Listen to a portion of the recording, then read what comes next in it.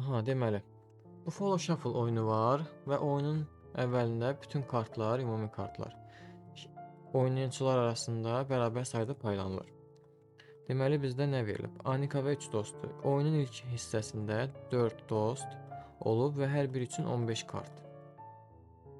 Hər biri üçün 15 kart olub, 4 dost olublar. Deməli, bizdə ümumilikdə əlimizdə var 15 kart, 60 kart. 60 kartımız varsa, oyunun ikinci hissəsində komandaya 2 şagird daha qoşulur. Oldular 6 dost. 6 dost olublar və indi soruşur ki bizdən, hər oyunçuya neçə kart paylanacaq? Bu çox sadədir. Ümumilikdə 60 kartımız var və oyunun qaydasına görə kartlar şagirdlər arasında bərabər paylanılırsa, 60-ı bölürük 6-ya. Elədi 10 kart. Hər biri üçün 10 kart paylanılacaq.